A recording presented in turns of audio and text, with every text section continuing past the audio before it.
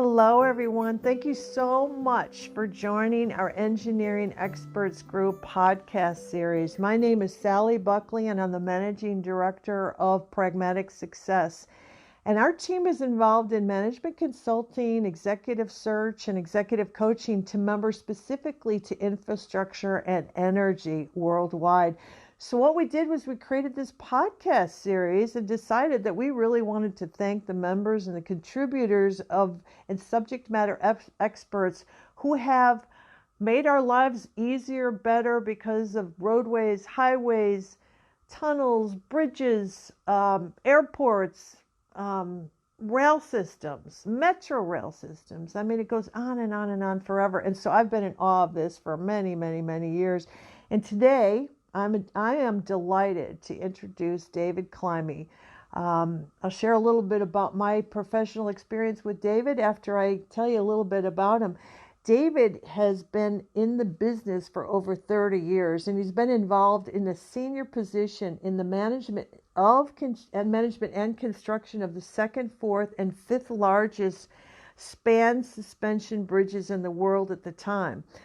He has worldwide working experience in the Middle East, Europe, North America, and Asia, and he's a highly respected professional in the international bridge world with a worldwide network of contacts built up over the last many years. In addition, David was given the Order of British Empire in the Queen's birthday honors in 2018 for services to civil engineering. He was awarded the Royal Medal by the Royal Society in Edinburgh in 2018. He's a fellow of the Institution of Civil Engineers in London, chartered civil engineer registered in the United Kingdom, and he's also a Six Sigma Yellow Belt. So I have to tell you that I'm genuinely excited to have David join us in a few minutes or less. But I met David while I was assigned to the Tacoma Narrows Bridge in Washington State. And David was a member of Bechtel at the time as well. So we met through those initial meetings with Kiewit at the jumping off stages of a project. So this was to build a second suspension. So anyway, my experience with David has been, I guess I could safely say I've been honored of David all of these years ever since I met him on the project. So David, thank you for joining us. And what we'll cover today actually is your professional history, your leadership, and also what you see in the future for infrastructure, bridge work specifically. And thank you for joining us. Looking forward to hearing what you have to say. Sure. Well, thanks, Sally, for inviting me along. It's great to have a chance to talk to you today. Really, my career splits into fairly distinct sections when I was thinking about this.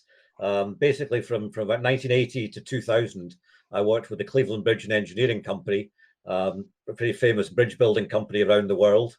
From 2000 to 2010, I worked with Bechtel, which is obviously the first time we met at Tacoma Narrows. And from 2010 to 2017, I moved across from the contractor side to the client side, working for Transport Scotland on the Queensferry Crossing, close to Edinburgh. And then since 2018, I've become an independent consultant. So I've really been through all sides of the business over that period of time. I always knew I wanted to be a civil engineer. It was something from a very early age. I had a fascination with bridges. I grew up in Perth in Scotland, which is about an hour north of Edinburgh. And at the time I was growing up, whenever we drove through to Edinburgh, we would drive over the, at that time, very new Forth Road Bridge, which was the longest suspension bridge in Europe at the time. And of course, it's right beside the very, very famous Forth Bridge, the railway bridge built over the River Forth in the late 1880s, which everybody in the world knows about. So that was really something that fired my imagination. I thought, it would be really great to be involved in building structures like that. I had a couple of friends at school whose fathers were civil engineers, and as I was coming up towards my final exams and choosing a university, they gave me the opportunity to go and have a look at a couple of projects they'd worked on. One was a dam close by to Perth, and the other one was a bridge being built right on the outskirts of Perth for the new bypass. And it was Cleveland Bridge who were building that project. So that gave me an introduction to them. And the site manager there mentioned to me that they ran a sponsorship scheme for students at university. And if I was so keen, would I be interested in applying? Clearly, I felt that was a great idea. I duly applied and was accepted. And that gave me two benefits. One, I got £100 a year bursary to buy a few books for university. And also, and perhaps more importantly, I got a summer job with them every summer, working on their projects around the UK. So going to university at the age of 19, this was in 1979, it meant that the next 3 years I had a guaranteed job working in the civil engineering business, actually getting some hands-on experience in parallel with obviously learning all the theoretical side of things at university. So it really gave me a very good balanced start to the civil engineering world. And what I was really impressed with was when I first went to meet Cleveland Bridge, I went down to their head office, met their training officer, or one of the directors, and they took me into this room, and on one wall there was this enormous chart which showed all the various engineers that they had in training and a 3 to 4 year plan of what they were going to be doing through that training period. And that really inspired me that here was a company who cared about training their people, bringing new people in, and making sure they got a real good grounding in all aspects of the civil engineering world. So that really gave me the certainty that if I stayed with them, that they would give me an excellent foundation to my career. And you know, civil engineering is all about good foundations, of course, in every aspect. So that was a great start. So after finishing university, which had now been 1983, I joined Cleveland Bridge full time. Went to work with them, and the basic plan with them was you did a year in their design office, and you also did a year in their fabrication facility, where they manufactured large structural steelwork for power stations, major bridges, and various high-rise buildings and so on.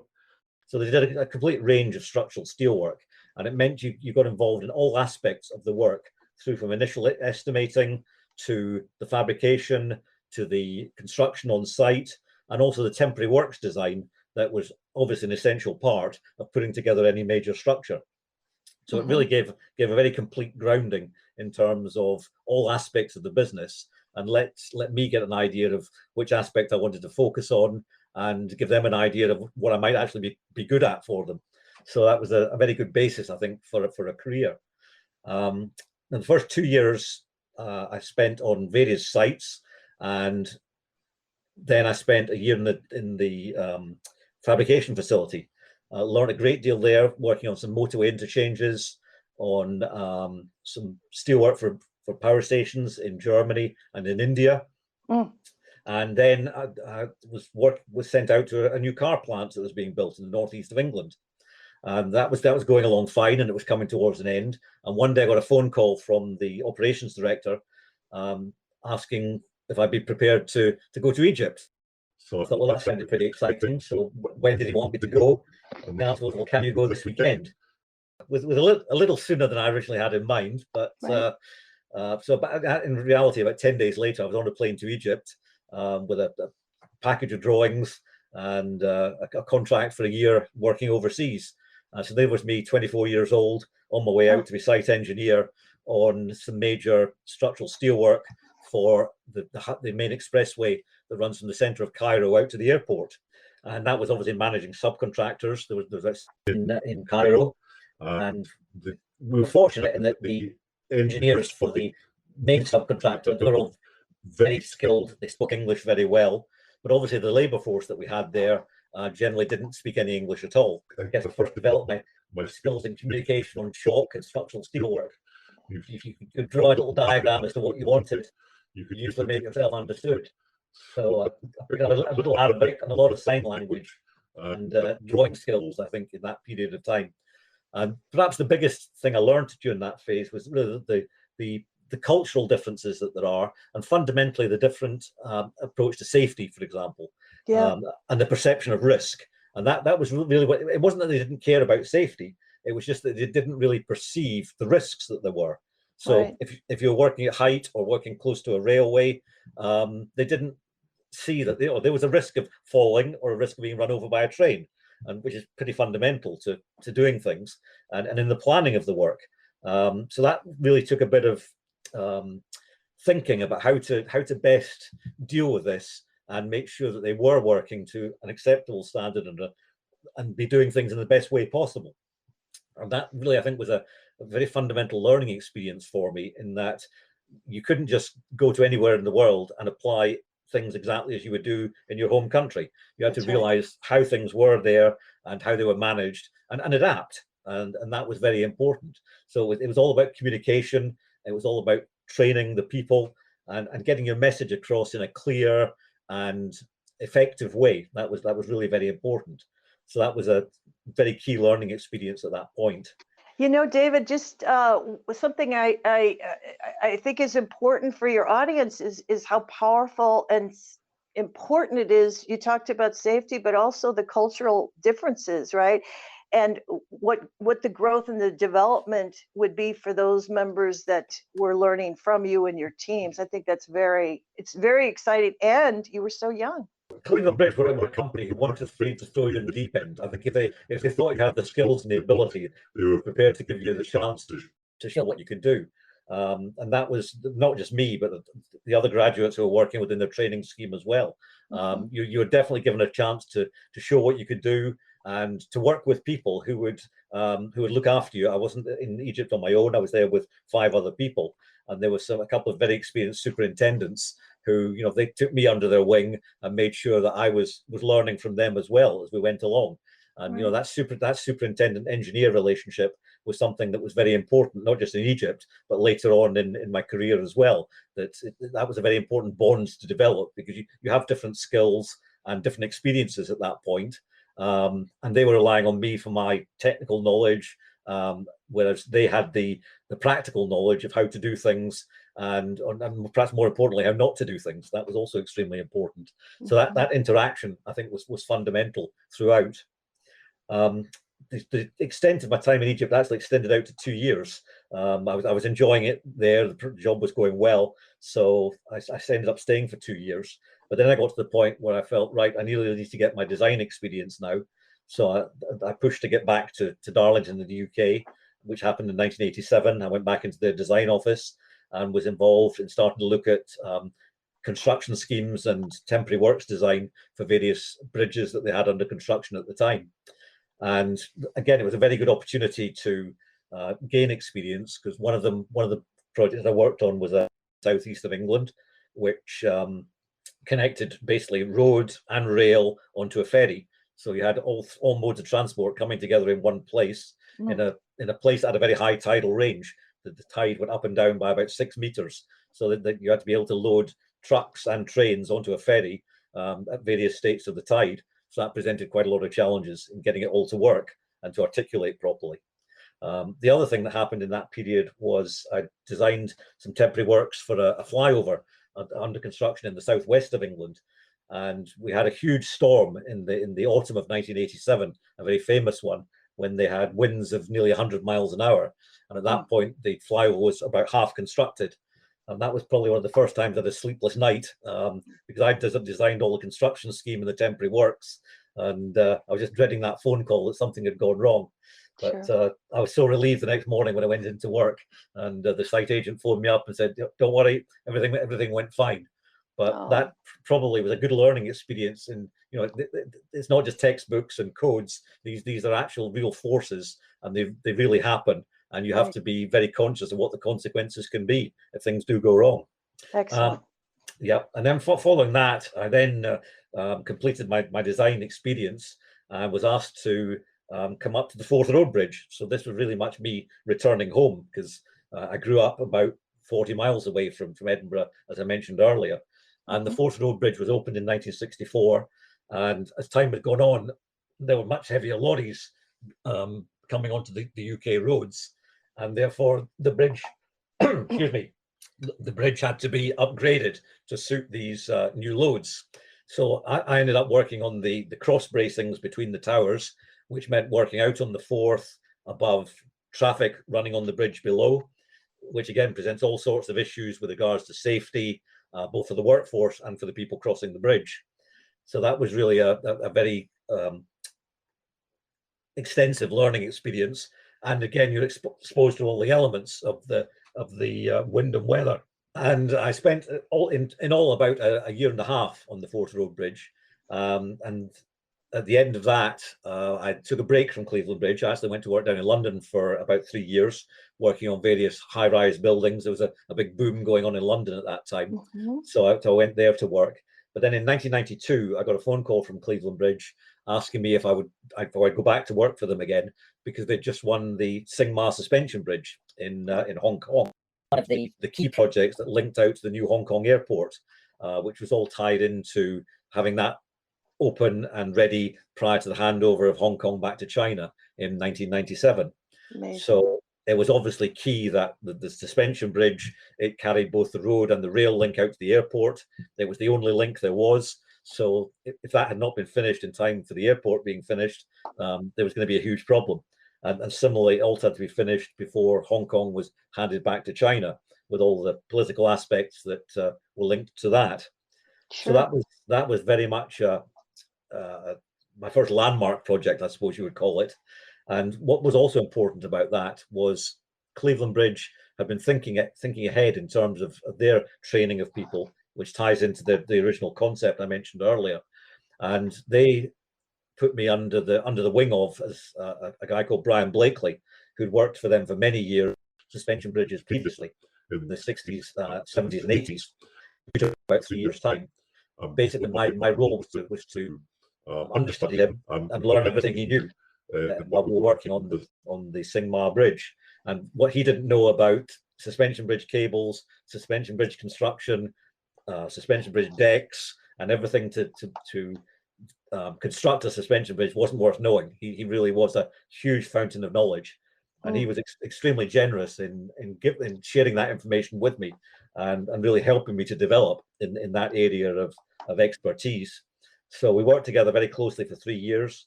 As I said, we worked on the cable construction and the deck lifting on the bridge, and that involved the construction of 28,000 tons of wire on the main cables, so some of the largest suspension cables ever constructed.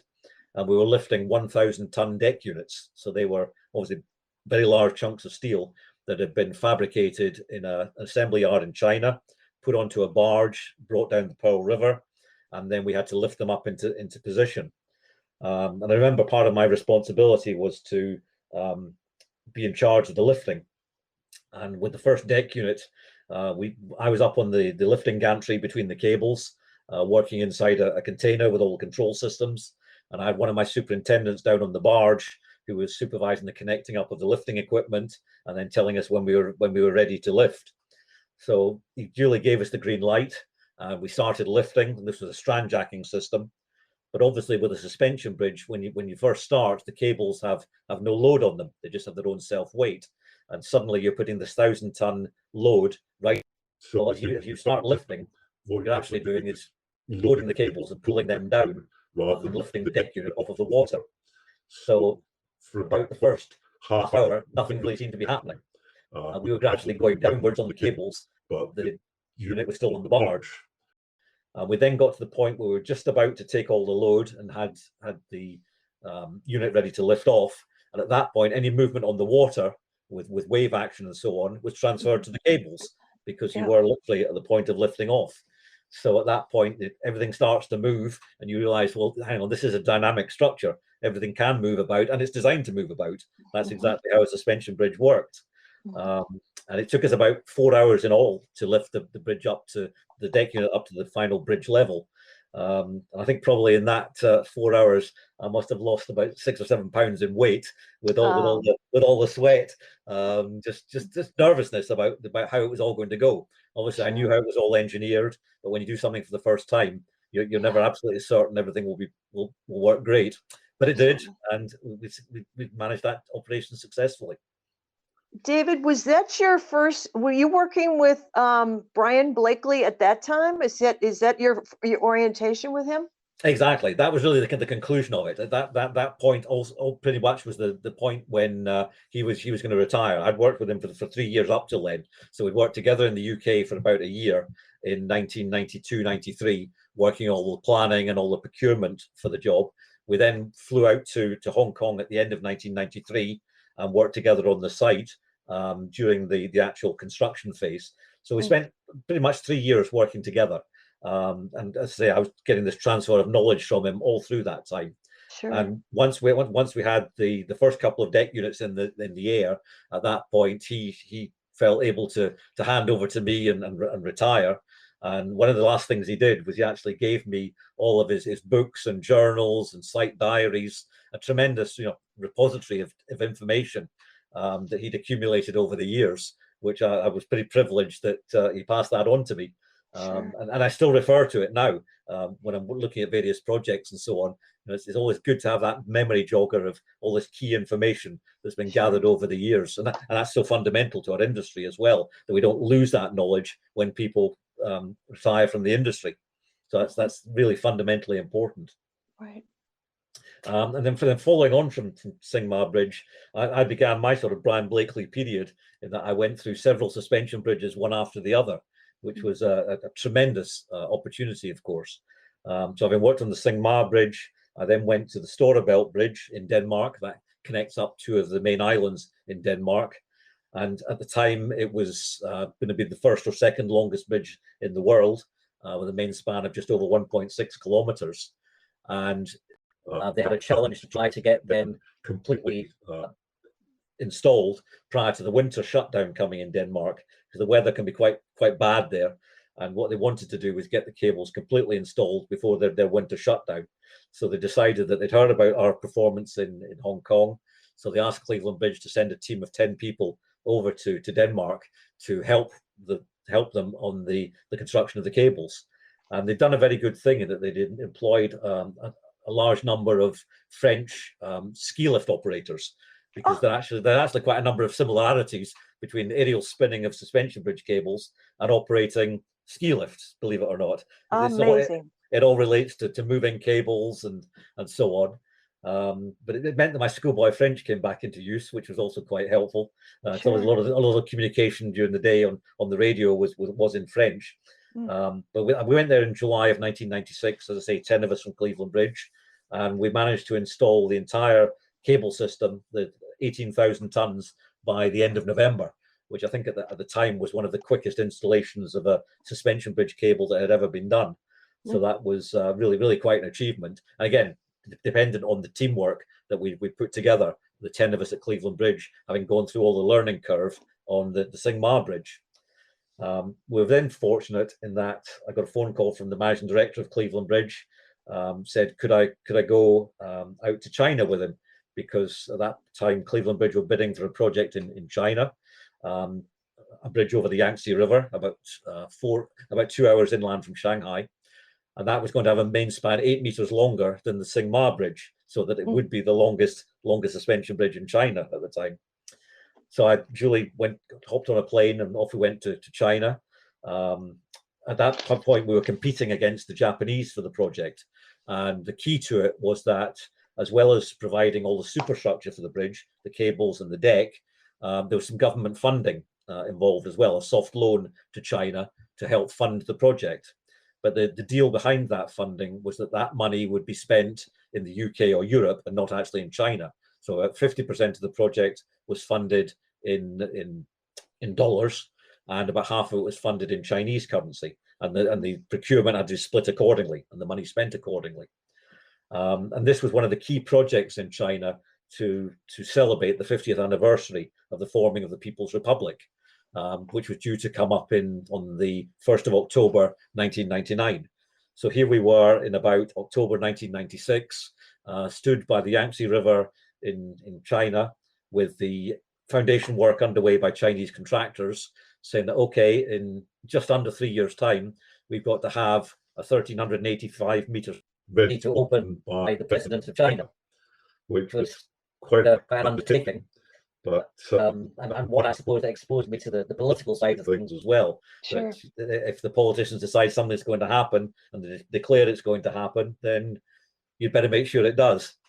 So, hey, David, excuse me for interrupting, but was that the bridge over the Yangtze? Was that were you under a tight deadline for some event, or was it just the way the schedule was set? No, this was tied into an event. They'd chosen 10 key projects in China that were going to be linked to this 50th anniversary celebration. And the president has announced, right, I've decided that these 10 projects, they will celebrate the achievement of 50 years of the People's Republic of China. And perfect. In various aspects of rail, road, bridge, tunnel, and one in each sort of area. So this was a hard deadline, because if we'd missed it and he couldn't come and open it, there was going to be a lot of trouble. And Sure. our client, the local transport authority, and our subcontractors were certainly well aware of that. And I think the great incentive that gave us was that we absolutely all had a common aim, whether it was the client, Cleveland Bridge, or our subcontractors. We all knew that if we didn't achieve that date, we were all going to be in big trouble. So that was very much focused our minds in making sure we found solutions to problems, Sure. which was tremendously helpful. And I was also fortunate, of course, that I was able to bring a lot of the team that Cleveland had in China and Hong Kong to move up to China to work on the project. And again, they were fresh from having done all of this before. And that was a tremendous benefit in being able to avoid learning curves and be able to do it quicker than we'd done previously. So I'm pleased to say that in the end, we managed to have the bridge opened on the 28th of September, 1999. And President Jiang Zemin duly came along and congratulated us all, and the bridge was open to traffic. And what is also great is that it's proved a huge catalyst to develop the development of that area of China. It's in Jiangsu province. And at that time, on the north side of the Yangtze River, that was very undeveloped. There was very little there. And I actually went back to the site 2 years ago, which was the 20th anniversary of opening the bridge. And I could hardly recognize the place. The bridge was about the only thing I did recognize, because on the north side of the river, that's now completely developed. The Jiangyin city on the south side has probably doubled in size. It now has a high-speed rail link to Shanghai. It has 2 expressways to Shanghai. And all of that has grown up in the past 20 years directly as a result of having the Jiangyin bridge in place. So it just shows how if you build a major piece of infrastructure like that, it acts as an enormous catalyst for other money coming in and the development of the area. Sure. What I was also delighted about was that one of the things we did there was we contacted Tsinghua University, which is one of the top civil engineering universities in China, and we employed 8 students from their final year civil engineering course every year that we were working there to work with us as translators, but also to give them experience similar to the experience I'd had with Cleveland Bridge back in the early 1980s.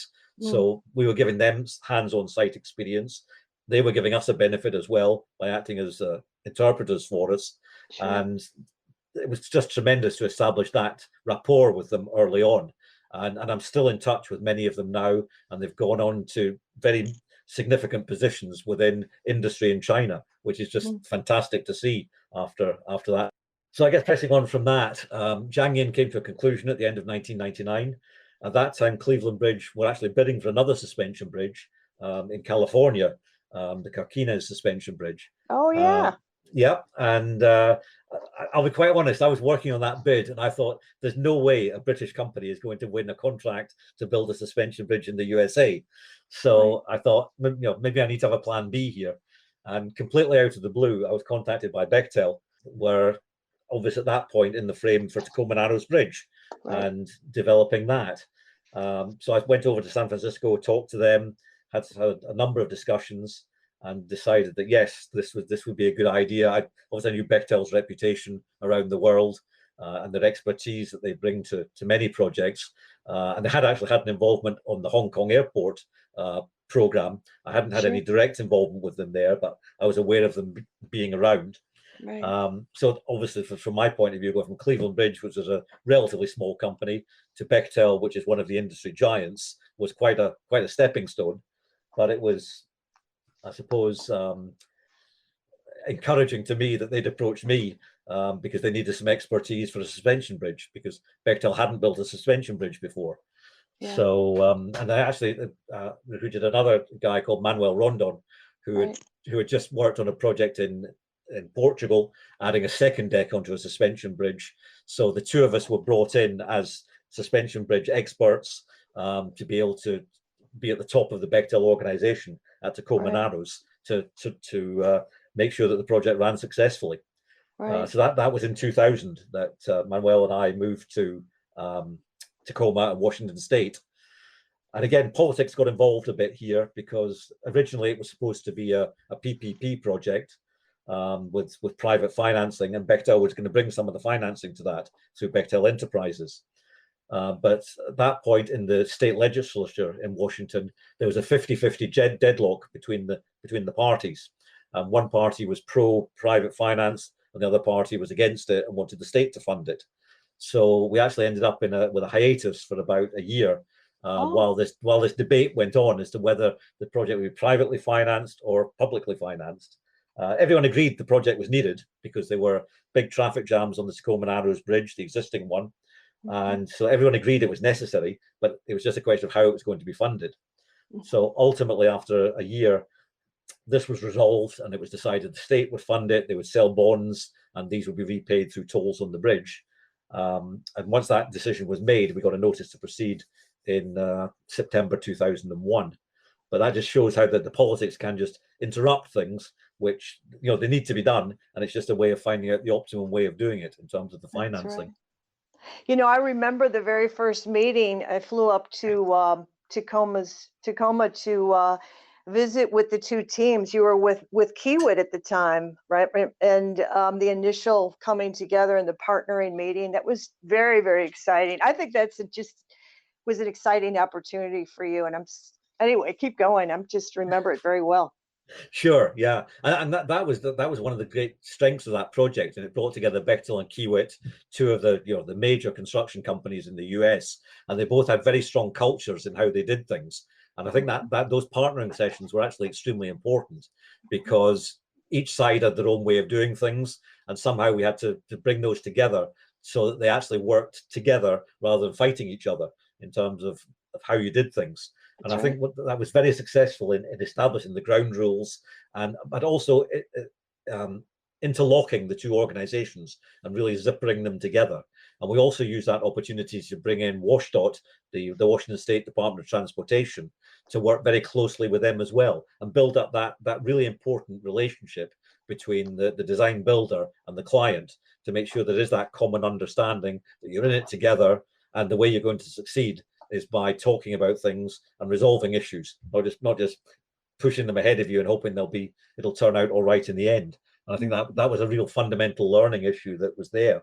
Sure. Well, one of the interesting things I think that I found, I suppose, amusing to a degree, is that obviously environmental issues are very, very important in the Pacific Northwest. So we've had to be very careful that we didn't spill anything in the water or anything like that, and everything was well contained in terms of all the plant and equipment and so on. And then I thought back to, remember the original Tacoma Narrows Bridge. Every engineering student in the world has seen the famous video of it falling down in the wind. And at that point, tens of thousands of tons of steel and concrete fell into Puget Sound. Now, today, that would be a major environmental disaster. But by the time we came to be doing this project in the early 2000s, the ruins were still down there at the bottom of Tacoma Narrows. And we actually had to go and map them all as to where everything was. And they've become an octopus, a marine life habitat. And they're now actually protected environmentally. So all this material that was originally, an environmental disaster is now protected environmental habitat for the inhabitants of the Puget Sound. And that just struck me as an interesting change of view in how things are perceived over time. And we actually had to make sure that during our operations we didn't do anything to disturb those remains that were down there.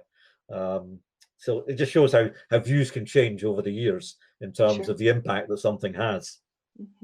The project itself went extremely well. We had a good interaction with Kiewit. The relationship was extremely good.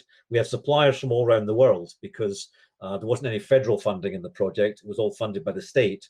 So there was no Buy America requirement, which meant that we were able to procure from all over the world, which ultimately lowered the price, and therefore reduced the tolls that will be paid by the Washington State residents.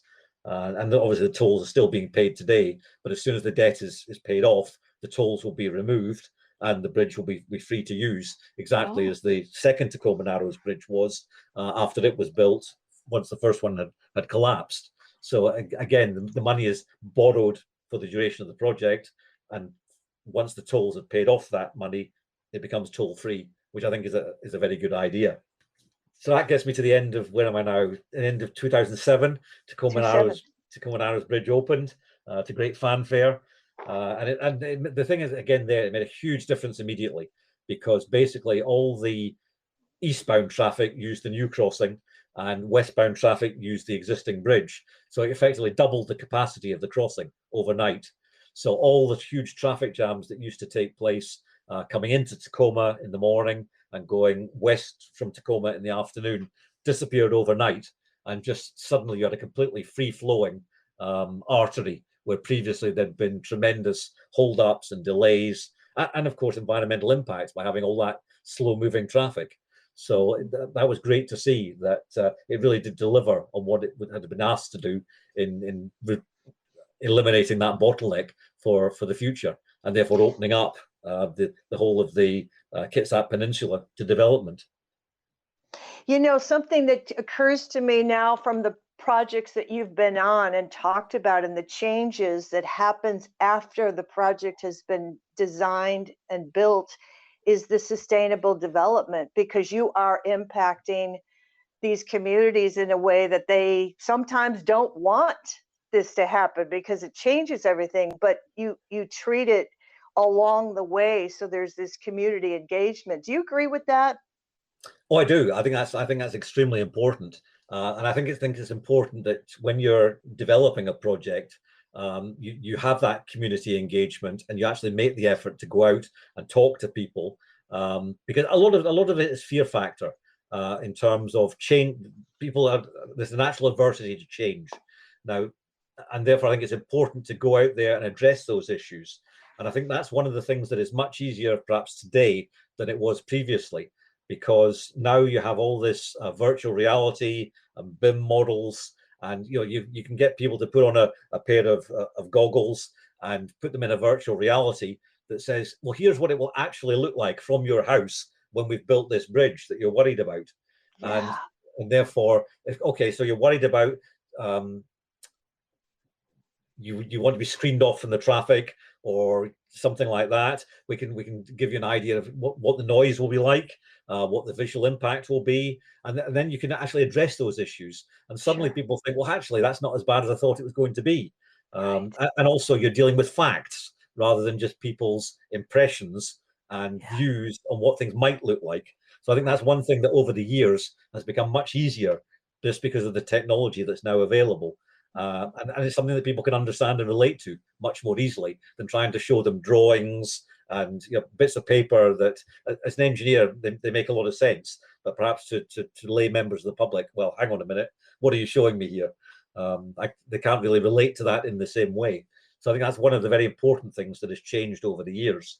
And that's probably quite a neat link into what happened after Tacoma Narrows, in that I came back to the UK and worked with Bechtel for another 2 or 3 years on various projects, including the potential for widening the Panama Canal and putting new locks at either end, which obviously is very different from a bridge, but it would have involved about 100,000 tons of steelwork, and with major fabrications in themselves. So the lock gates were almost like a bridge on its side in the way that they held the water back.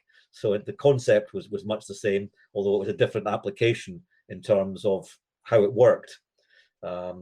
Ultimately, we were not the successful bidder on that project, which was unfortunate, because I would have loved to have spent some time in Panama. But then just the opportunity from out of the blue appeared for me. They decided in Scotland that they would build a third crossing of the Forth, because the Forth Road Bridge had some corrosion on the suspension cables, and they decided that potentially within about 10 or 15 years, they might have to restrict traffic on the bridge, or perhaps even close it.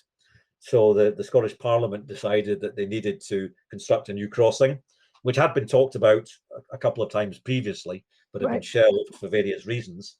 But this time, the Parliament decided, yes, we need this new crossing. We've got to plan ahead, and Transport Scotland, who were the agency of the Scottish government, the equivalent of a DOT in the USA, put an advert out for a project director to work for them on the client side. And they were specifically looking for someone who'd been a contractor, who knew how to build large major bridges, and they could bring that expertise to the team to help them ensure that the project was built on time and to budget. That was really their fundamental issues, because there'd been a number of projects in Scotland, including the Parliament building in Edinburgh, which had had huge overruns in both in cost and time. And they really didn't want to have an embarrassment like that on what was going to be the biggest civil engineering project in Scotland for about the past 30 or 40 years. So there was a huge focus on it, again, from a political point of view. And this was going to be built only about 10 miles away from the Parliament. So it was really very much in the spotlight of what was happening.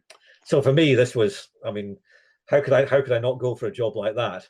It was in the area where I grew up. I'd worked on the Forth Road Bridge doing strengthening work there, and it really was our life going full circle. And I thought that I've got to go and do that. So I went and had an interview for the job, and ultimately was successful, which I was delighted about. So in 2010, I came back to Scotland and started working on that project, and for the first time on the client side. And it meant I had a lot of interface with the politicians, having to go to report to Parliament on the progress, engage with the contractors in terms of negotiating the contracts and awarding the contracts to the winning bidders, and also running the parliamentary process to authorise the project, because of the size of the project, there had to be a special hybrid bill go through the Scottish Parliament to authorise it. So we ran a parallel procurement and authorisation process, which is quite unusual. Normally you do the authorisation process first, then you would do the procurement. But because we had this deadline of potentially the Forth Road Bridge not being able to be used because of the deterioration of the cables, this was accelerated.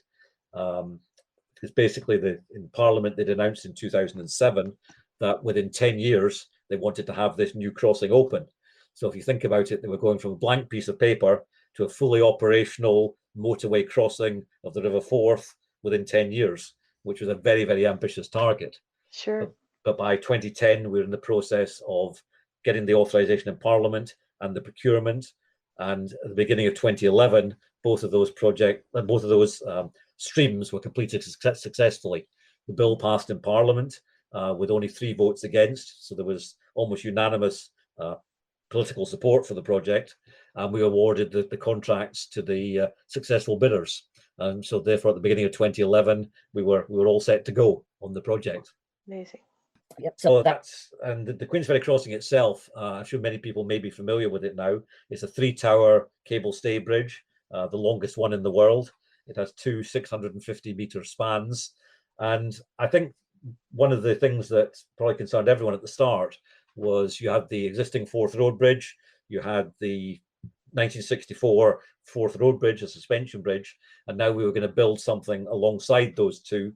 And it had to be something that would fit in with the 2 that were already there and not dominate them or perish the thought, be ugly. That was the last thing we wanted. And I think the solution that they came up with, and this was after a lot of public consultation and involvement with architects and optioneering and so on, the 3-tower cable stay bridge that was chosen, I think, has fitted in absolutely beautifully with the 3 bridges scenario. And one of the fascinating things really is it's probably a unique location in that you've got a bridge from the 19th century, a bridge from the 20th century, and a bridge from the 21st century, all of which are typical of the state of the art of engineering at that particular point in time. Amazing. So right? So exactly. So where else in the world can you see that? Yeah. And that's something we built on in terms of publicizing it and also trying to get the next generation of engineers enthused about becoming a civil engineer, as I had 30 years previously. So what we did was we set up a contact and education centre as part of the project that overlooked the the three bridges, so the two that were already there and our Queensferry Crossing under construction. And we wrote out to every school in Scotland, which is just over 2,500 schools, and said, look, we've got this education program. We want to tell all the children in Scotland all about this project, whether they be just starting out in primary school or being at the stage of just thinking about going to university. And so therefore we built it in with the science, technology, engineering and mathematics program, or the STEM program, which is very important within the overall education system, and brought in a couple of specialists to work with us to deliver that. And it had a dual purpose in really, firstly to enthuse the next generation, but it also gave our young graduates and our young engineers a chance to present and just show their enthusiasm for what they were doing and what an engineer actually did on a day-to-day basis. So it allowed them to build confidence also in their ability to present, to talk in front of an audience and to interact with people. So it really was a win-win in terms of facilitating involvement between the various generations who worked on the project. And we also centre to talk to everyone, literally from primary school children of age 5 right through to groups of retired people in their 70s and 80s. And one of the things I was really pleased to do was that Brian Blakely, who was still around in the north of England, he actually brought up his group of retired engineers, and I was able to do a presentation to them about the Queensferry Crossing and my involvement with it, and how I owed so much to Brian from his mentoring back in the 1990s in Hong Kong. And that, again, it really completed the circle nicely in terms of being able to give back to someone who'd given so much to me in developing my career, which is really, really tremendous. Right, beautiful. And overall on Queensferry, I mean, I spent just 7.5 years there as the project director, and it had the usual challenges, particularly working out in the Forth of wind and weather. It's a very exposed environment, a difficult place to work.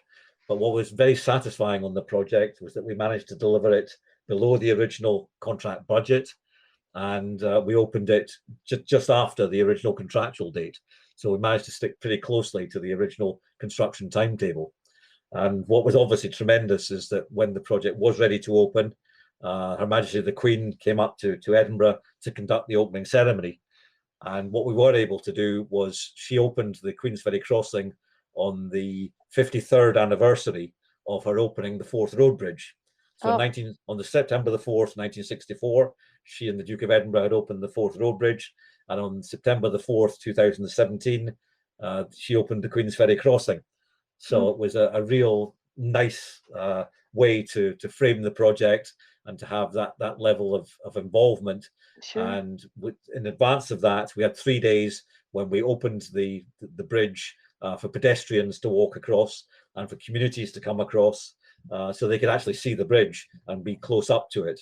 And all the workforce who had worked on it were able to bring their families and friends along, because it's now a motorway, so there's no pedestrian access on the bridge once it was open to traffic. So this really was a once in a lifetime opportunity for all the people who'd worked on it and lived near it to come and see it for themselves. Wow. What year are you now? What year is this? This is 2017, so that's relatively recent. So and at that point, my contract with Transport Scotland was for the duration of the Queensferry project, which was that's what they wanted. That was what I wanted. That was really my area of expertise. And so, having delivered that, I left Transport Scotland, took a bit of time out for family reasons, decided that I would set up my own consultancy. And obviously, I've developed a lot of contacts over the years, having worked in so many different places around the world. And the bridge building industry is a pretty small one in terms of the people who are involved in it. And we all know each other, and it's quite a tight community. And therefore, I've been able to pick up quite a lot of work since then, some work with Bechtel on consultancy work, some with Highways England. And currently I'm working with an Italian-Japanese joint venture bidding for a bridge and tunnel project in Norway. So it really continues to be a very international world, and involving a lot of the people that I've worked with before. Sure. Because just going back to Queensferry briefly, the deck steelwork for the Queensferry Crossing was fabricated in China. International. Yeah. What I was able to do was to bring together some of the team who worked on the Jiangyin Bridge in the late 90s, who were still there. They were locals. They'd obviously advanced in their careers, and they were able to help me by supervising the fabrication in Shanghai before it was shipped over to us in Scotland. So that gave me a great certainty that what was being done in China would be right and well properly documented. And it was a great opportunity to link up with them again. So it was, again, interlocking circles, if you like, of experience and people, and how paths cross in different roles after very many years sometimes. Yeah. I really appreciate your international engagement. One of the things that you talked about was you covered your history beautifully. It's such a vast operation. There's so much more depth to talk about, and you've covered actually beautifully the professional history and the involvement with Brian Blakely, as well as students and communities. So there's a teaching model all the time that you are helping to embrace communities, and learning so much is also delivering your mentoring to so many people. I mean, I can't imagine how many. I would imagine you have some involvement with teaching at the university. Is that a correct statement? Right at the moment, no. What I did do is when I was at Queensferry, obviously it was a great benefit. I went to Heriot-Watt University in Edinburgh, which is about six miles away from the Queensferry Crossing. And what we were able to do was to have some of their students come and work on the project. And Transport Scotland generally also had an intern program, which they ran with a couple of the other universities within Scotland, Abertay University near Dundee. So we were very active in working with the universities, in having students to come to work with us. And we're also very keen to go and talk to them as well, and have them actually come and visit the site. That was something also very important to us. Yeah, but you've gotten a lot of students that were interested in bridge design to make that a life of goal. One of the things I would love for you to talk about as we come to our closure is talk about the future, David. When we were doing our pre-interview discussion, you had some really great ideas about technology as well as maintaining the human connectivity. Could you explore that with us, with your audience? Because I think it's really important, particularly now with the pandemic. And absolutely, and I think the pandemic has probably been a wake-up call to all of us that perhaps we do need a big jolt and a push sometimes to get out of our comfort zones and explore things a bit more than we might normally.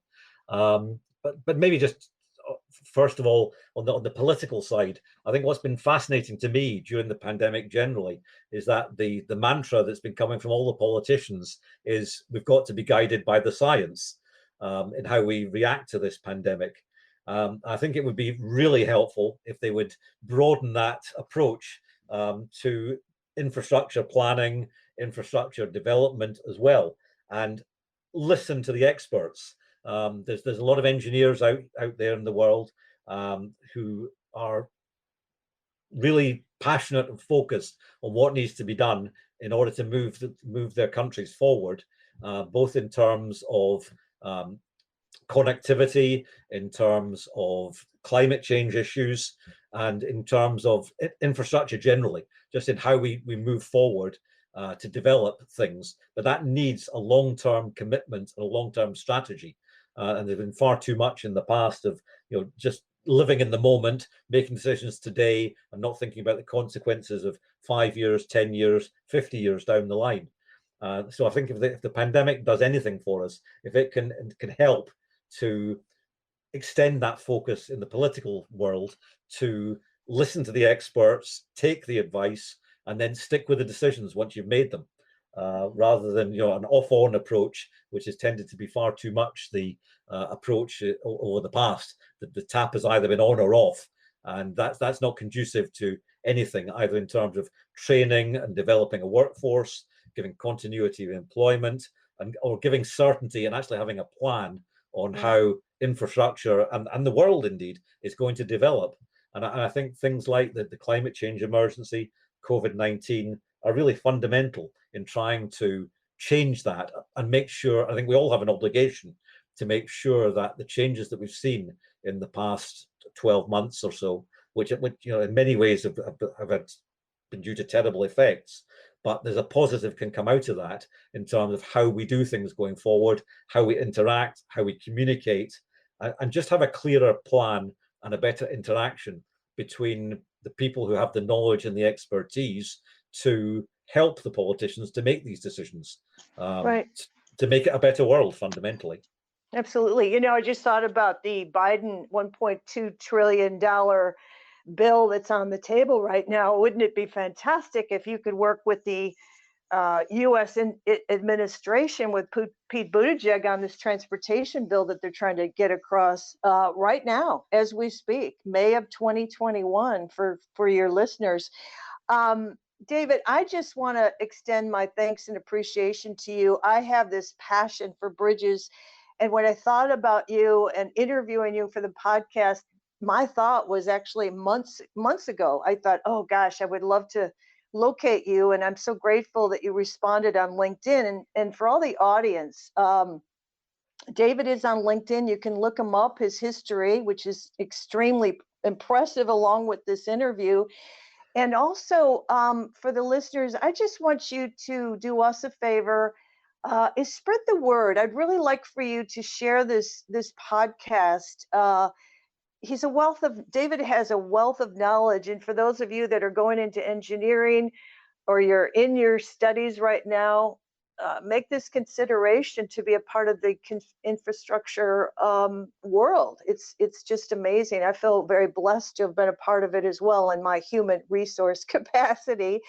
But and by the way, listeners, I just want you to know that this will be posted on podcast and 5 other sites, and the distribution is quite expansive. So, David, are there any final words that you would like to share with your audience before we say goodbye to each other? And I just want to say thank you.